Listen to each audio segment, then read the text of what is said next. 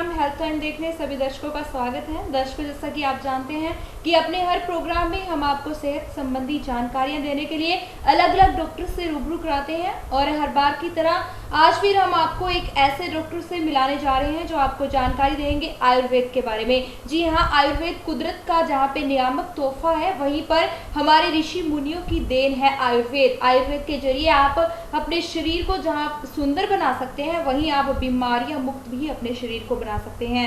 आज हम बात करेंगे आयुर्वेदिक डॉक्टर मीनाक्षी चौहान के साथ। सबसे पहले उनसे बातचीत का जो सिलसिला है शुरू करते हैं। सबसे पहले डॉक्टर साहब, आपका हमारे प्रोग्राम में बहुत बहुत स्वागत है।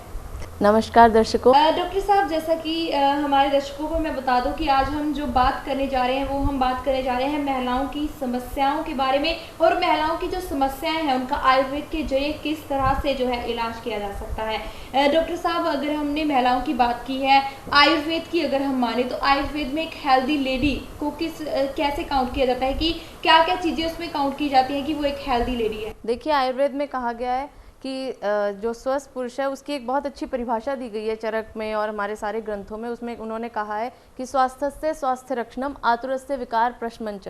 उसमें उनका कहना है कि सबसे पहले तो हमारा मोटिव आयुर्वेद का एम है कि जो स्वस्थ प्राणी पैदा हुआ है उसके स्वास्थ्य की रक्षा करनी है, मतलब उसको मेंटेन करना है हमने किसी न किसी तरीके से, हेल्दी डाइट खा के या किसी भी तरीके से। और दूसरा कहा है कि जब विकार आ जाते हैं, जब बीमारियां लग जाती हैं, तो उसमें हमने क्या मेडिसिन यूज़ करनी है, कैसी जड़ी बूटियाँ यूज़ करनी है, तो उसका प्रयोग है। तो उसमें जब हम लेडी की बात करते हैं तो हेल्दी लेडी के बारे में उन्होंने कहा गया कि जिसकी अच्छी त्वचा है, जिसका रंग रूप अच्छा है, जिसके रहन सहन ठीक है, उसके बाल अच्छे हैं, उसकी बॉडी फिगर अच्छी है, और सबसे बड़ी बात है कि उसमें जब वो अपने प्यूबर्टी वाली एज में आ जाती है, 16 साल की होती है, तो उसका जो मानसिक पीरियड्स का टाइम है जो वो बिल्कुल सही तरीके से उसकी शुरू होते हैं, और टाइम टेबल उनका सही है, हर मंथली टाइम पे आ रहा है, और उनका ब्लड लेवल ठीक है, तो उसको हम हेल्दी काउंट करते हैं। जी जी बिल्कुल दर्शकों, जैसा कि डॉक्टर मीनाक्षी चौहान ने हमें बताया कि अगर आयुर्वेद में एक हेल्दी लेडी की परिभाषा दी जाए तो अगर वो देखने में जो औरत सुंदर है, समय से सब कुछ करती है, उसको हम जो है हेल्दी लेडी में काउंट कर सकते हैं। डॉक्टर साहब, ये तो हुई हेल्दी लेडीज़ की बात। आपने अभी बात की कि जिसको जो पीरियड्स है, जिस लड़की को 16 साल की एज के बाद समय पर आ रहे हैं, सब कुछ समय पर हो रहा है, तो जिनको नहीं हो रहा, जिनको कोई प्रॉब्लम आ रही है या फिर उनका जो समय है बहुत ज़्यादा दर्दनाक स्थिति से गुजरता है, तो ऐसी स्थिति में वो किस तरह से ट्रीटमेंट कर सकती हैं या फिर किस तरह आयुर्वेदिक दवाइयाँ वो ले सकती हैं? देखिए, आयुर्वेद में सबसे पहले तो मैं आपको ये बताना चाहूँगी कि इसमें बहुत सारी हम जो लेडीज़ की प्रॉब्लम है बहुत अच्छे से कवर कर पाते हैं। उसमें उनको कुछ भी केमिकल ट्रीटमेंट लेने की ज़रूरत ही नहीं पड़ती अगर वो राइट टाइम पे हमारे पास आ रही हैं। तो जिस तरह की प्रॉब्लम्स हैं, जैसे फाइब्राइड हो गया, पीसीओडी हो गया, एंडोमेट्रोसिस हो गया, वाइट डिस्चार्ज का प्रॉब्लम है जो कि बहुत कॉमन है यंग गर्ल्स में, मैरिड लेडीज़ में, और हर एज ग्रुप में, इवन जब मीनोपॉज आता है तब भी। और जो प्रॉब्लम्स हैं वेजिनाइटिस का, जैसे कि इन्फ्लामेशन हो जाता है, उनको कमर में दर्द है, टांगों में दर्द है, उस तरह की जो प्रॉब्लम्स हैं वो हम बहुत इजीली आयुर्वेदिक से कवर कर लेते हैं। जी बिल्कुल डॉक्टर, यानी कह सकते हैं कि आयुर्वेद में हर एक बीमारी का इलाज है। अगर आप किसी अच्छे आयुर्वेदिक डॉक्टर के पास जाते हैं तो अपनी जो समस्या है उससे छुटकारा पा सकते हैं। डॉक्टर साहब, आपने और भी कई लेडीज़ की बीमारियों की बात की। आपने कहा कि वाइट डिस्चार्ज, और इसके अलावा भी आपने 2-3 बीमारियों के नाम लिए हैं जिसके बारे में कहीं ना कहीं जो है शारीरिक तौर पर जो है लेडीज़ उसको सह रही हैं, पर उन्हें उसकी परिभाषा नहीं पता कि ये प्रॉब्लम हमें क्यों हो रही है, क्या कारण है इसका। अगर डॉक्टर की लैंग्वेज में या फिर आयुर्वेद की लैंग्वेज में देखें तो उनको नाम तक नहीं पता, तो क्या बीमारी है और इसका क्या कारण है? सबसे पहले मैं आपको बताना चाहूँगी कि जो मेन प्रॉब्लम आजकल जिसकी वजह से शायद मैं आज आप दर्शकों के सामने हूँ, मैं बताना चाहूँगी कि मैंने मैक्सिमम पेशेंट जो देखे हैं वो पीसीओडी के हैं। पीसीओडी को क्या फुल फॉर्म उसका ये है कि पॉलीसिस्टिक ओवेरियन डिजीज़। आजकल बच्चों को इवन अपनी बीमारी का नाम भी पता है। बहुत सारी यंग गर्ल्स आती हैं कि मैम हम अल्ट्रासाउंड कराया, हमें पीसीओडी हो गया है। तो पीसीओडी में होता क्या है? It is basically a disease जो अमेरिकन गायनोकोलॉजिस्ट, 2 गायनोकोलॉजिस्ट थे, स्टेन एंड लेविंथन, उनके नाम पर ये डिजीज़ का नाम है। स्टेन लेविंथन सिंड्रोम कहते हैं जब हम मेडिकल टर्म में इसकी बात करते हैं। तो इन्होंने पहले इसके बारे में देखा कि इसमें क्या हो रहा है कि गर्ल्स को पीरियड्स आ ही नहीं रहे हैं, या आ रहे हैं तो मंथली 1 दिन का है, आधे दिन का है, और उनका वेट बढ़ता जा रहा है, उनकी कमर में दर्द रहती है, उनको पिंपल्स हो रहे हैं, फेस पे बाल आने लग जाते हैं। तो इस तरह की प्रॉब्लम्स उनमें बहुत धीरे धीरे डेवलप हो रही होती हैं, और पेरेंट्स को भी समझ में नहीं आ रहा होता, और गर्ल्स को भी वो कई तरह के ट्रीटमेंट ले रही होती हैं, कभी होम्योपैथिक खा रहे हैं, कभी एलोपैथिक के केमिकल ट्रीटमेंट ले रहे हैं, लेकिन कुछ भी रिजल्ट नहीं मिल रहा होता। तो इसमें बेसिकली हम बहुत ईजिली इसमें सिस्ट बन जाता है, अंदर गांठें बन जाती हैं जो फ्लो को रोक देती हैं। हमने उसी का ट्रीटमेंट करना होता है, और ऐसी आयुर्वेदिक जड़ी बूटियाँ हैं जो उनको धीरे धीरे उनको ईजिली घोल देते हैं। वो रेगुलर टाइम पे डाइट चार्ट भी हम देते हैं और मेडिसिन देते हैं, और उससे इजीली वो गांठें घुल जाती हैं। इसी तरह एक प्रॉब्लम है एंडोमेट्रोसिस। उसमें क्या होता है कि एंडोमेट्रियम हमारी एक यूट्रस की लाइनिंग है, जिसको हम कहते हैं कि वो हर मंथली के टाइम पे वो उसमें से ब्लड निकलता है और वो शेड हो जाता है। जैसे जब मंथली आता है लेडी का, तो वो ब्लड की जो परत बनती है हार्मोन्स के इफेक्ट से वो शेड हो जाती है। लेकिन ऐसी एक परत जो हमारे यूट्रस के बाहर बन जाती है, मान लो हमारी ब्लैडर में बन गई, हमारे एब्डोमेन के एरियाज़ में, हमारी सर्विक्स में बन गया, हमारे ट्यूब्स में बन गया, तो वो परत जब जमता है तो हार्मोन के इफेक्ट से उसमें भी खून उतना ही जम जाता है, और वो परत झड़ने लग जाती है जब पीरियड्स आते हैं। लेकिन वो खून बाहर नहीं निकल पाता, और वो जब निकल नहीं पाता तो वो अंदर ही जमने की वजह से उसके स्कार्स बन जाते हैं, और वो अंदर सोजिश दे देता है। और वो ऐसी सोजिश होती है कि लड़कियों को खुद समझ ही नहीं आ रहा होता कि हमें हो क्या रहा है, और बाद में जब अल्ट्रासाउंड कराते हैं या हम लेप्रोस्कोपी वाला टेस्ट करते हैं तो उसमें हमें पता लगता है कि वो इतनी मोटी परत जमी पड़ी है कि उनको ब्लीडिंग उनकी रुकती नहीं है, या मोटे मोटे क्लॉट्स आ रहे हैं, और इतनी पेन है कि वॉमिटिंग्स आ रही हैं, और इतने तरह के पेन किलर खा रहे हैं। तो एंडोमेट्रोसिस का बहुत ही अच्छा इलाज हमारे आयुर्वेद में है। उसकी इतनी अच्छी जड़ी बूटियाँ कि हम खुद भी हैरान हो जाते हैं। हमने उसको जनरल फीमेल टॉनिक की तरह हम नॉर्मली कई बार पेशेंट को देते हैं कि कोई बात नहीं, आप ये खाकर देखो, और उससे ही हमारे को इतना बढ़िया रिजल्ट मिल जाता है। तीसरी बात में जो बहुत कॉमन हमारे पेशेंट्स में आ रही है, यंग गर्ल्स में पर्टिकुलरली, वो हमारी आती है वाइट डिस्चार्ज की। उसके बारे में मैं कहना चाहूँगी कि वाइट डिस्चार्ज बहुत ईजीली हैंडल, इतना कई बार हमारे पास होम रेमेडीज से ही हम उसको ठीक कर पाते हैं, और वो बहुत कॉमन है गर्ल्स में, क्योंकि वो हाइजीन लेवल नहीं मेंटेन कर रही होती, कई बार प्रॉपर्ली नहा नहीं रही हैं, या उन्हें उस प्राइवेट पार्ट को अपने अच्छे से ठीक सफाई नहीं रख रही हैं, तो उसमें ही हम उसको बहुत ईजिली ठीक कर लेते हैं। कुछ लोकल एप्लीकेशन क्रीम्स और ऑयल देते हैं, और कुछ खाने का डाइट चार्ट बताते हैं, उससे वो बिल्कुल इजीली ठीक हो जाती है। जी बिल्कुल मैम, इतनी सारी आपने हमें समस्याएं बताई, पर कहा जाता है कि अगर समस्या है तो उसका समाधान भी है। आपने कहा कि आयुर्वेदिक दवाइयों के जरिए इन समस्याओं से जो है निजात पाई जा सकती है। किस तरह की जो है दवाइयाँ, किस तरह की दवाइयाँ देके इन प्रॉब्लम से जो है छुटकारा पाया जा सकता है? इसमें मैं आपको बताना चाहूँगी कि जो आयुर्वेदिक में दवाइयाँ हैं पर्टिकुलरली लेडीज़ के लिए, सबसे पहले नंबर पे कहा गया है अशोकारिष्ट। अशोक एक ऐसा पौधा है जो कहा जाता है कि जब भगवान ने लेडी को बनाया तो उसके बाद अशोक का पौधा बना दिया। उसमें अच्छी ऐसी कहानियाँ हैं जो मैं आप दर्शकों के साथ शेयर करना चाहूँगी। कि उसमें कहा गया है कि जब रावण सीता को लेके जा रहा था तो रावण को बहुत बड़ा वैद्य माना गया है। ग्रंथों में, वेदों में भी लिखा है कि रावण ने बहुत अच्छे से आयुर्वेद का ज्ञान प्राप्त किया था। तो उसने जब सीता का हाथ पकड़ा तो उसने उसके नब्ज़ फील की, और कहा जाता है कि जब उसने उसकी नब्ज़ फील की तो उसे इस बात का अंदाज़ा हो गया कि इसके अंदर कुछ गायनी की प्रॉब्लम है इस लेडी में। तो उसने उसको, सीता को अशोक वाटिका में रखा, और उसमें सिर्फ अशोक के ही पेड़ लगे हुए थे, वो अशोक के नीचे ही रहती थी, और अशोक से ही जो पानी टपकता था, जैसे बूंदें उसकी टपकती थी सुबह, ड्यू ड्रॉप्स जिसे हम कहते हैं, तो वो वही पानी का ग्रहण करती थी पात्र में। तो उसके बाद जब वो वापस श्री राम जी के पास पहुंची तो कहा जाता है कि उनका बहुत ईजिली वो कंसीव कर गई। जब वो इतने 14 साल में वो कंसीव नहीं कर पा रही थी तो बहुत ईजिली उनके लव कुश को उन्होंने जन्म दिया। तो अशोक का वहाँ से वर्णन स्टार्ट होता है कि अशोक ऐसा पौधा है जो भी लेडी उसको यूज़ करती है उसका फर्टिलिटी मतलब बहुत अच्छी रहती है, वो 100 पुत्रों को भी जन्म दे सकती है।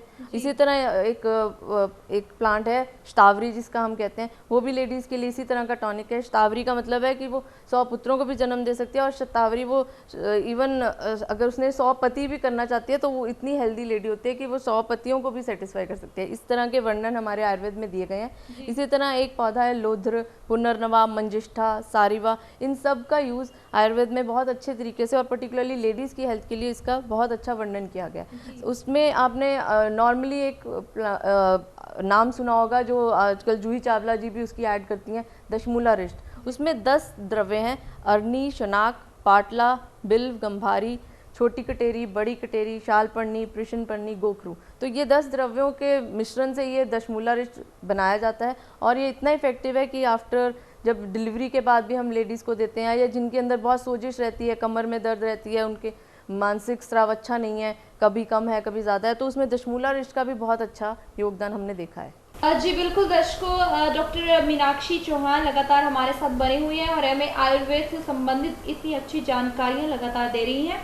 अगर आप भी इनसे संपर्क करना चाहते हैं, संपर्क करने के लिए इनका फ़ोन नंबर, इनके हॉस्पिटल का एड्रेस, इनकी मेल आईडी और इनकी वेबसाइट लगातार टीवी स्क्रीन पर फ्लैश हो रही हैं। दर्शकों, अगर किसी कारण इनका नंबर नहीं लगता या फिर बिजी आता है तो आप इन्हें थोड़ी देर बाद कॉल कर सकते हैं या फिर अगले दिन भी इन्हें कॉल करके अपनी समस्या के बारे में जानकारी हासिल कर सकते हैं।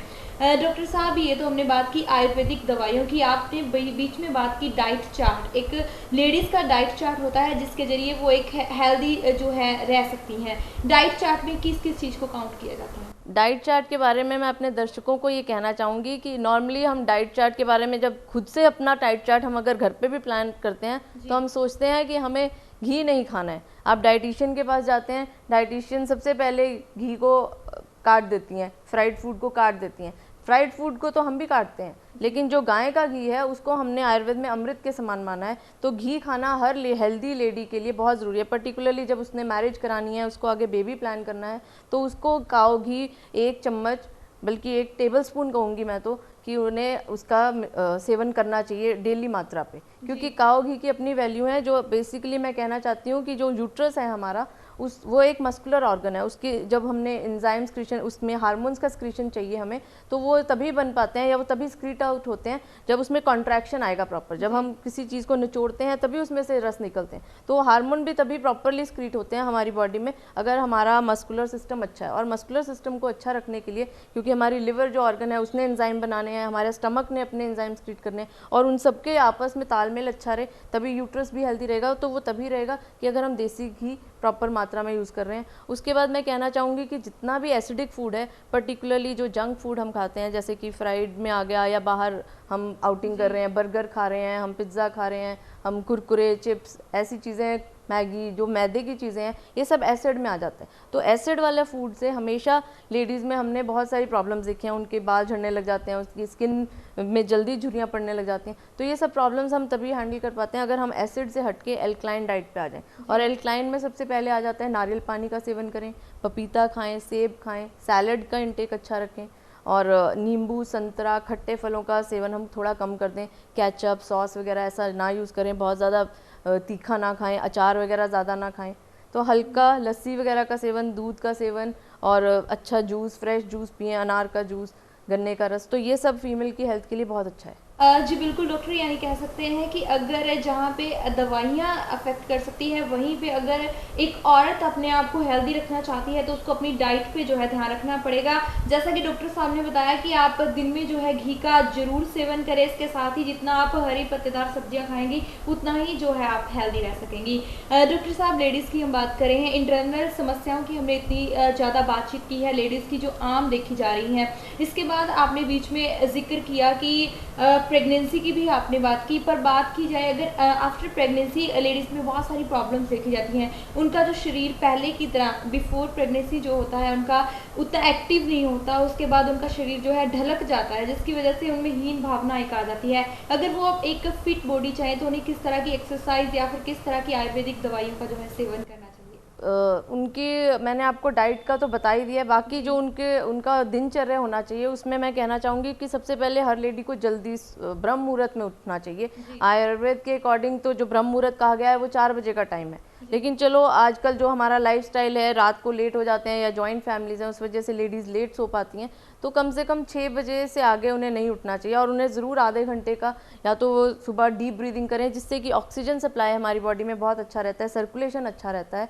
और दूसरा कि वो अपना प्राणायाम अच्छे से करें, और एक वो वॉक का रूटीन बनाएं, चाहे आधे घंटे का मिनिमम वॉक वो फ्रेश हवा में अगर करेंगी तो उससे उनका पूरा बॉडी का साइकिल अच्छा रहेगा और वो पूरे दिन फ्रेश फील करेंगे और अपनी अपनी फैमिली को अच्छे से अटेंड कर पाएंगी। जी बिल्कुल डॉक्टर साहब, यानी कह सकते हैं जहाँ पर डाइट का ख्याल रखते हैं, हम अपनी लाइफ को इतना बिजी बना लिया, हमें इतनी स्ट्रेसफुल लाइफ है, अगर हम आधा घंटा एक्सरसाइज के लिए या फिर सैर के लिए अपने लिए निकाल सकते हैं तो हम एक हेल्दी जो है शरीर पा सकते हैं। डॉक्टर साहब, इंटरनल बीमारियों की हमने बात की, अगर हम एक्सटर्नल बीमारियों की बात करें तो आपने अभी बीच में जिक्र किया था कि लेडीज़ के जो है बाल झड़ने की समस्या या फिर उनके जो है फेस पे ग्लो नहीं है, रिंकल्स हैं, ब्लेमिशेस हो गई हैं, तो ऐसी स्थिति में क्या सिर्फ प्रोडक्ट्स का इफेक्ट है जो अब वो केमिकल वाले प्रोडक्ट्स यूज़ कर रही हैं, या फिर कोई और रीज़न भी हो सकता है उनके शरीर पे जो इस तरह के इफेक्ट्स हो रहे हैं? देखिए, उसमें मैं कहना चाहूँगी कि जो स्किन प्रॉब्लम्स गर्ल्स में आती हैं, पर्टिकुलरली जैसे डार्क सर्कल्स आ जाते हैं, बहुत सारी गर्ल्स आती हैं अभी अनमैरिड हैं और अभी उनका मैरिज भी होनी है और उनकी अभी पूरी लाइफ आगे पड़ी है, तो उनको इतने डार्क सर्कल्स, क्योंकि वो ओवरनाइट कंप्यूटर्स पे काम कर रहे हैं या बच्चे मोबाइल पे ही लगे रहते हैं और लेट नाइट सो रहे हैं, तो डार्क सर्कल्स का प्रॉब्लम, एक्ने का प्रॉब्लम, फेस पे इतने मोटे मोटे पिंपल्स आ रहे हैं या बाल वाइट भी होने लग गए हैं, बाल झड़ भी रहे हैं, डैंड्रफ भी है, इन सब का आपस में लिंक है हमारे हार्मोन से, क्योंकि हमारे हार्मोन्स ठीक नहीं चल रहे, क्योंकि हमारा खान पान ठीक नहीं है, हमारा लाइफस्टाइल ठीक नहीं है। तो अगर हम एसिड वाला फूड ही कट कर देंगे अगर, तो हमें 50% इलाज उसमें ही मिलने लग जाएगा। जो मेरे सुनने वाले दर्शक हैं, मैं उनको कहना चाहूँगी अगर वो अपनी डाइट को ही मॉनिटर कर लें 1 महीने के लिए, 1 महीने मुझे कोई फ़ोन ना करें और महीने में सिर्फ अपना डाइट को ही चेंज करके देखें, तो उसमें उनको हेयर फॉल में, स्किन में चेंजेस लगेंगे कि पानी का इंटेक ज़्यादा रखना है, फ्रूट ज़्यादा खाना है, सोच कर खाना है कि आज हमने सेब खाया, आज हमने पपीता खाया, आज हमने प्लेट भर के सैलड खाया, तो उसी से उनके चेंजेस बहुत सारे प्रोमिनेंट हो जाते हैं। जी बिल्कुल दर्शकों, आयुर्वेदिक डॉक्टर मीनाक्षी चौहान जी लगातार हमारे साथ बने हुए हैं। अगर आप इनसे संपर्क करना चाहते हैं, संपर्क करने के लिए इनका फ़ोन नंबर, इनकी मेल आईडी, इनकी वेबसाइट और इनके हॉस्पिटल का एड्रेस लगातार टीवी स्क्रीन पर फ्लैश हो रहे हैं। आप टीवी स्क्रीन पर दिए गए नंबर्स पे फ़ोन करके अपनी समस्या और उसके समाधान के बारे में जो है जानकारी हासिल कर सकते हैं। डॉक्टर साहब, यानी घूम फिर के बात वहीं आ जाती है कि अगर एक अच्छी डाइट हम डेली रूटीन में लेते हैं तो हम एक हेल्दी शरीर और उसके साथ ही हेल्दी स्किन भी पा सकते हैं। पर डॉक्टर साहब, आपने बात की कि फ़र्क देखा जा सकता है, पर कई जो हमारे दर्शक हैं, कई गर्ल्स हैं, इवन देन बॉयज़ भी हैं ऐसे जिनका फेस जो है, आपने बात की पिंपल्स बहुत ज़्यादा हो गए हैं, स्कार्स हो गए हैं, उसकी वजह से लगातार ख़राब हो रहा है, और अगर वो अभी भी अपनी डाइट में चेंजेस करते हैं तो जो उनको अफेक्ट हो चुका है स्किन पे, वो डाइट से नहीं भर पाएगा। तो ऐसी स्थिति में क्या कोई आयुर्वेदिक दवाई है या आयुर्वेदिक कोई टॉनिक है जो वो यूज़ कर सकते हैं? आयुर्वेद में बहुत अच्छे इस तरह के टॉनिक्स भी आ रहे हैं, ब्लड प्योरीफायर आ रहे हैं। सबसे पहले तो हम नीम का प्रयोग करते हैं इसमें, नीम के सेवन से खून साफ रहता है। इसी तरह हमारा अपना एक जो हमारे बहुत अच्छे अच्छे आयुर्वेदिक के चूर्ण के फॉर्मुलेशंस आ रहे हैं, उसमें जो लेडीज़ के लिए आता है एक नारी कल्याण चूर्ण आता है, उसमें वो ओवरऑल उनकी हेल्थ ठीक रहती है, उनकी स्किन भी ग्लोइंग रहती है। इवन जब वो मीनोपॉज की एज में एकदम स्किन लटक जाती है और मसल्स भी लटकने लग जाते हैं, वो कहते हैं एकदम से हमारी नेक की यहाँ लूज़ हो गई है स्किन और सारी स्किन लूज़ हो रही है, तो नारी कल्याण चूर्ण के इफेक्ट से हमने देखा है कि बहुत ही अच्छे रिजल्ट मिलते हैं, क्योंकि ओवरऑल टोनिंग हो जाती है उनकी बॉडी की। इसी तरह बालों के लिए हेयर ग्रोथ फॉर्मूला करके कैप्सूल्स भी आते हैं जिसमें हमने आंवला और इस तरह की चीज़ें डाली हैं, जिसके सेवन से पूरा बॉडी सिस्टम ठीक रहता है। तो ज़्यादातर आयुर्वेद को हम रिलेट करेंगे कि वो एक तरह की सप्लीमेंट थेरेपी भी है। अगर हम डेली यूज़ में उन सप्लीमेंट्स को लेते हैं, थोड़ी मात्रा में भृंगराज ले रहे हैं, थोड़ी मात्रा में आंवला खा रहे हैं, त्रिफला का यूज़ कर रहे हैं, तो हमारा स्किन हेयर बहुत अच्छा रह सकता है। इसी तरह लेडीज़ में हमने आमतौर पर देखा है उनका हार्मोन डिस्टर्ब रहता है, तो उनको ओबेसिटी हो जाती है, एकदम उनका पर्टिकुलरली पेट पे फैट आ जाता है, एकदम हैवी हो जाती हैं, जो पहले बहुत स्लिम थी और अपनी वो फोटोग्राफ्स भी हमें दिखाती हैं कि हम पहले ऐसे थे और ये 6 महीने में हम ऐसे हो गए, हमारा साइकिल बंद हो गया है या हमारा हार्मोन्स का सिस्टम गड़बड़ हो गया। जब वो अपने हार्मोन्स का चेक कराते हैं, प्रोजेस्ट्रॉन का, इस्ट्रोजन का और प्रोलैक्टिन के लेवल चेक कराते हैं, तो एकदम ऊपर नीचे आ रहे होते हैं। तो वो उसमें भी मैं कहना चाहूँगी कि एक फीमेल हेल्थ सपोर्ट करके हमारे कैप्सूल्स हैं, और नारी कल्याण चूर्ण, प्रद्रांतक चूर्ण, नवकार्षिक चूर्ण, स्थौल्यांतक चूर्ण। स्थौल्यांतक का, स्थौल्य का मतलब कि मोटापा, उसका अंत करने वाला चूर्ण में हमने इतने अच्छे कॉम्बिनेशन डाले हैं कि उसका इमीडिएट रिजल्ट मिलता है। हम अगर महीने में ही हमने पेशेंट में देखा है कि 2 या 2.5-3 किलो तक आराम से लूज़ कर जाते हैं। और उनमें डाइट में भी हमने बेसिक्स वही जो एसिडिक फूड मैं कट करती हूँ, या हम कहते हैं कि चीनी कम का सेवन कम कर दो, चावल का सेवन कम कर दो, तो उसी से ही उनकी कैलोरी काउंट डाउन जाता है, तो उससे बहुत फ़र्क पड़ जाता है। डॉक्टर साहब, आपने इतनी अच्छी जो है दवाइयाँ आयुर्वेदिक हमारे दर्शकों को बताई हैं। आपने बीच में बात की हार्मोनल इनबैलेंस की। आपने कहा कि जो हार्मोन्स हैं गड़बड़ा जाते हैं, जिसकी वजह से लगातार उनको समस्याएं आती हैं। उसके आपने इलाज भी बताया, इतनी अच्छी दवाइयाँ हमारे दर्शकों को बताई। अगर हम कारणों की बात करें तो क्या कारण होता है कि अचानक से अगर किसी का फिट शरीर है, उसके हार्मोन्स जो है गड़बड़ाना शुरू कर देते हैं? देखिए, कारणों में पूरी तरह से तो नहीं कहा जा सकता कि क्या क्या कारण रह सकते हैं, क्योंकि हर एक का लाइफस्टाइल डिफरेंट है। बट जो मोटे मोटे कारण जो सामने आते हैं वो एक तो ये है कि हमारा खान पान आजकल एडल्ट्रेटेड फूड आ गया है, उसमें मिक्स्ड है चीज़ें, जो होना चाहिए उतना कैलोरी इफेक्ट उसमें आता नहीं है, उसकी वजह से हमारे में प्रॉब्लम्स आ रही हैं। दूसरा कि जो आजकल लेडीज़, जैसे पुराने टाइम में था, एक राइट उम्र में उनकी शादी हो जाती थी, उनके बच्चे हो जाते थे, तो वो एक बायोलॉजिकल क्लॉक जिसे हम कहते हैं, फीमेल का क्लॉक होता है, वो 40 के बाद उनके अपने आप ही साइकिल का फ्लो कम हो जाता है और वो बेबी प्लान नहीं कर पाती हैं, कंसीव नहीं होता। लेकिन आजकल देखा गया कि 30-35 तक लेडीज़ बच्चा प्लान ही नहीं कर रही हैं, और उस चक्कर में वो बहुत तरह की हार्मोनल पिल्स खा रही हैं। इमरजेंसी पिल इतना ज़्यादा यूज़ होने लग गया है आजकल यंग गर्ल्स में। इनफैक्ट वो कई बार ऐसा भी देखा गया कि अनमैरिड गर्ल्स हैं और उन्होंने अपने पेरेंट्स को भी नहीं बताया होता और कहीं बाहर रिलेशनशिप में है,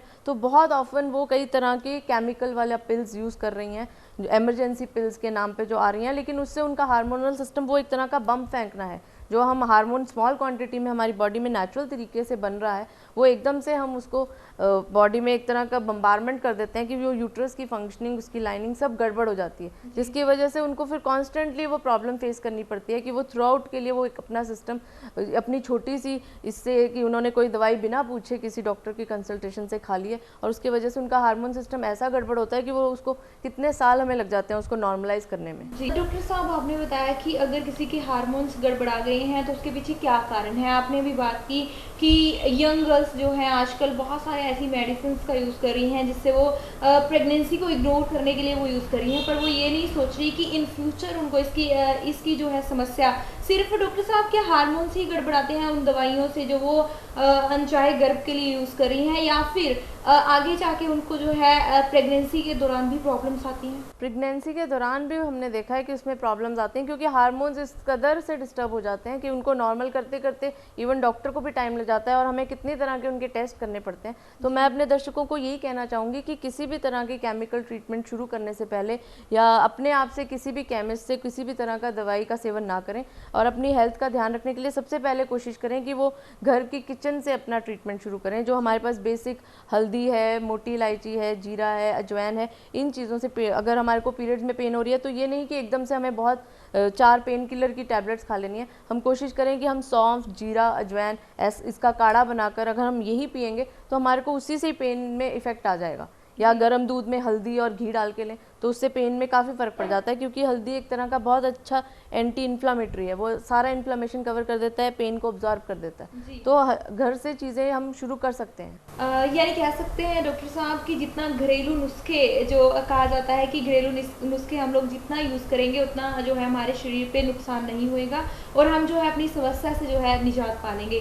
डॉक्टर साहब, मन तो नहीं कर रहा कि आपसे बातचीत का जो है सिलसिला ख़त्म किया जाए, पर समय जो है इससे ज़्यादा की हमें इजाज़त नहीं दे रहा। हम चाहेंगे कि जाते जाते आप हमारे दर्शकों को हेल्दी रहने का एक टिप जरूर दें।